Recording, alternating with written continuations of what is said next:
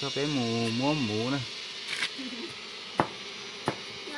cú và cơ thế nó xuống nó mình phải là nhót mình phải to ít gì nhỏ chút thì mà to cười nè biết rồi nó lo hơn mà những cái món to cực kỳ nếu sai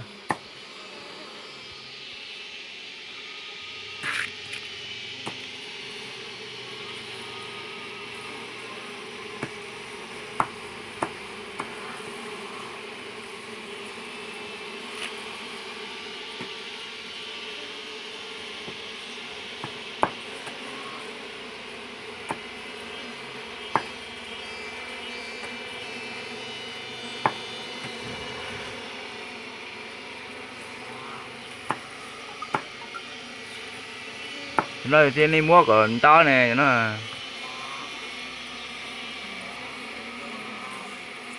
thế mà cụ chỉ cho em nhiều đấy nhiều mò đấy rồi tao tê này nhiều hả nhưng mà do sáng rồi sẽ nhớ đò tôi hay chó rồi gì em mò lên trang ngõ ta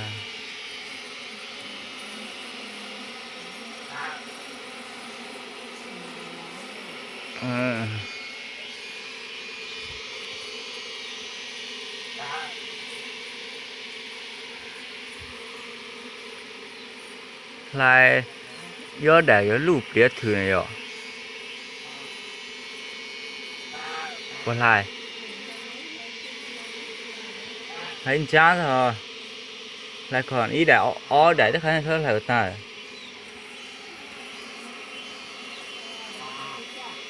cho chơi chơi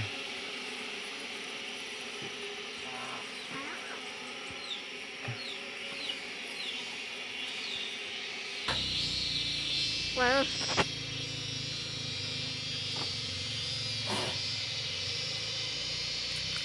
Đó, bé mua mũ nha.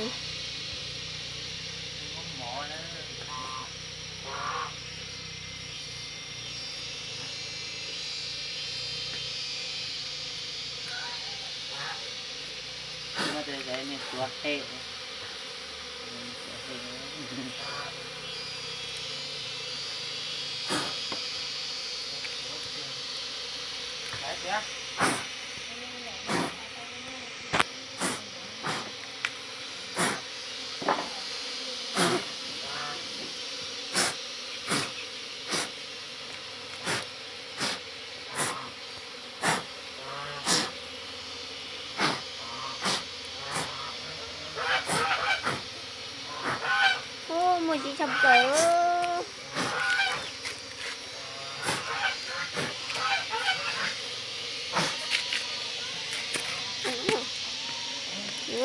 Mua chị tiểu nữa, đã bỏng nữa.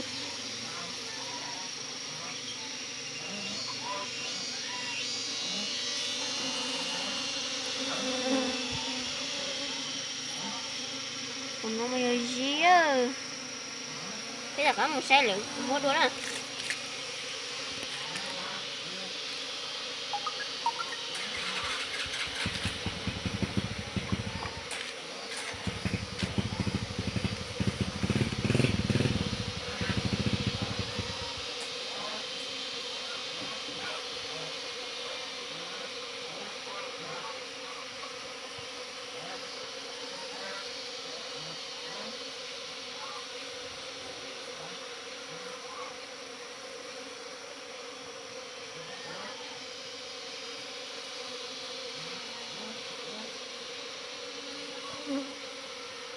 cái gió này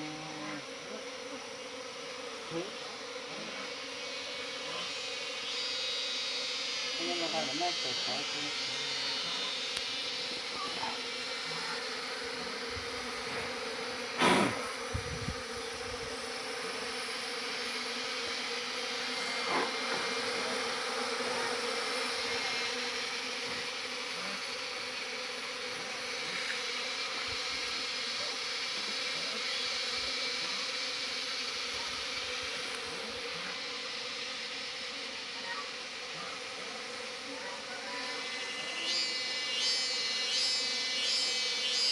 Có đánh thì tôi đánh. Tôi đánh à.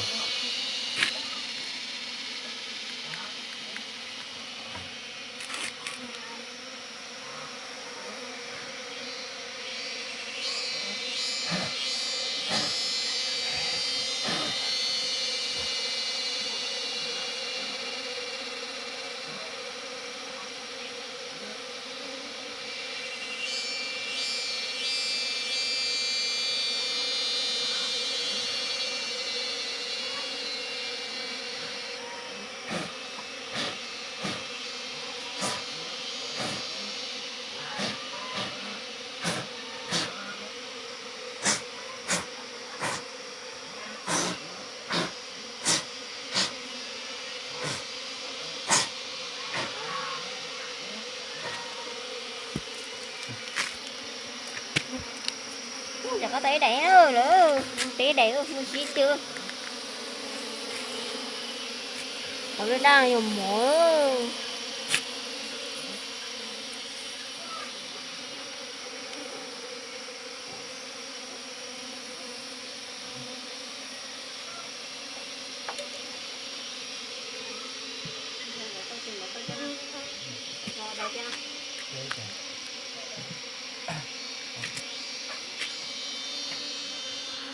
Đó nè, lên mua tàu đi nó nó cứ chỉnh chuối ấy. Nó chỉ phải ở trên họ nó chia này để chỉ mua này.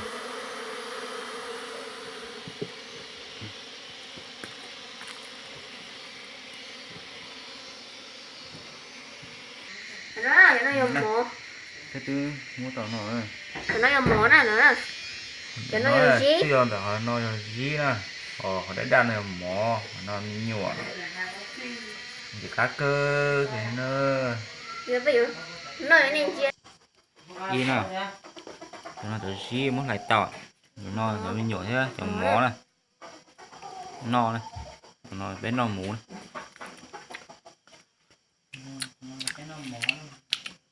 Nó chọn mò mũ là cá cơ. Cá tập lớn nè. Đúng rồi, người ta tỏ thấy nó. Có gì đi ủa À.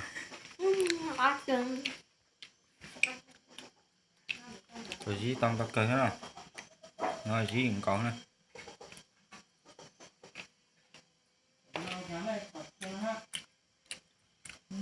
Một mặt ăn xuống không? Thật bờ. Đi xe nó nè, bé mù nùa số toàn nó nè. Bé mỗi số thử ó nè. Nên là bé mù nùa số thử ó. Cho bé sẽ to để nó nè. À trời.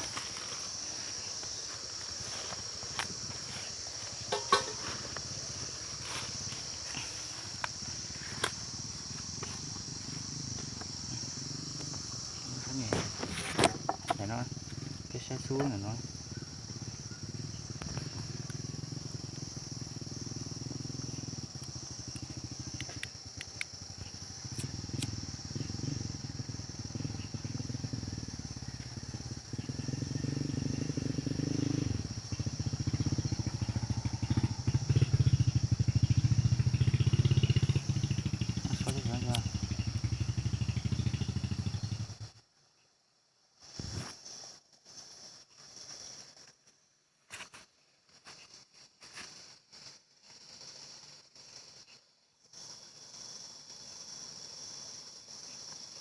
Mình ra ra rồi.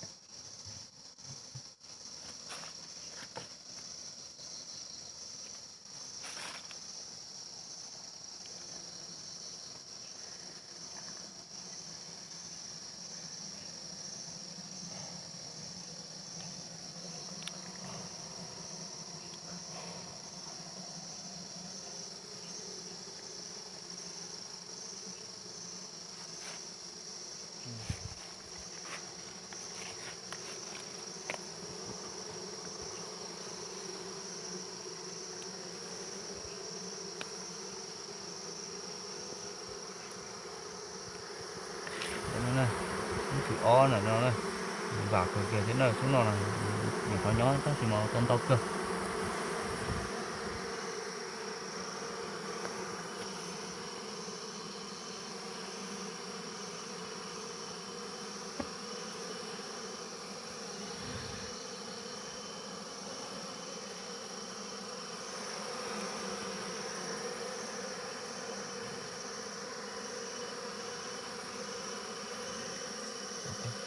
mất chết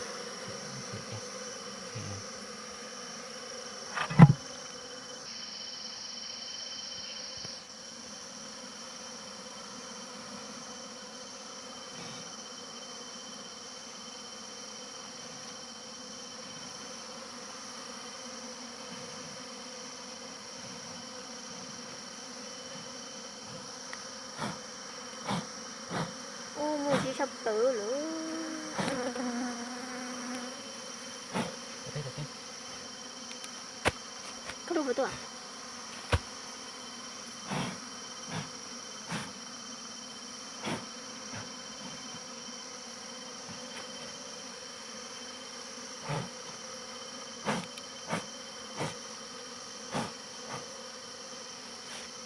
tới đầy ơi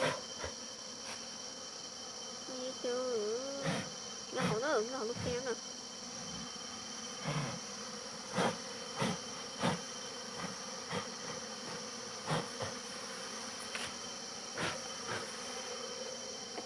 còn nữa ở đầy nữa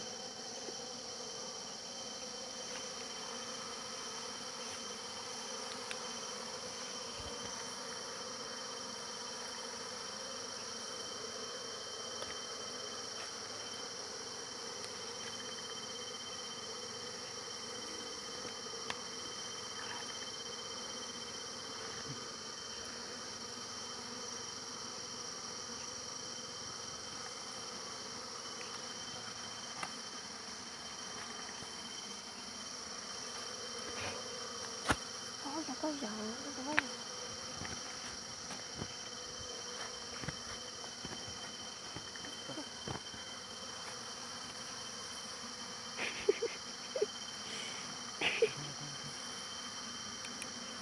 nó mà chị á quay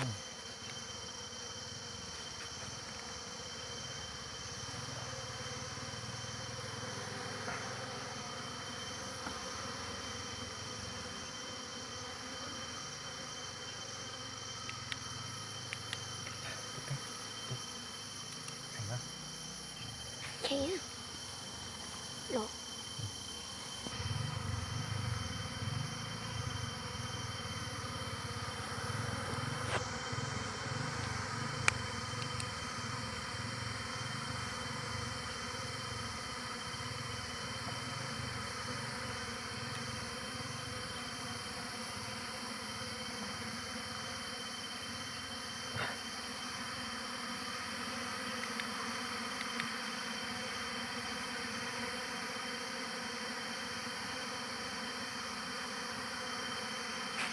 cái tay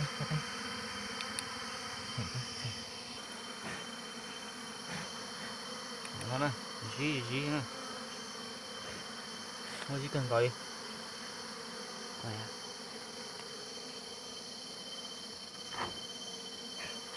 con này xịn nó có quay à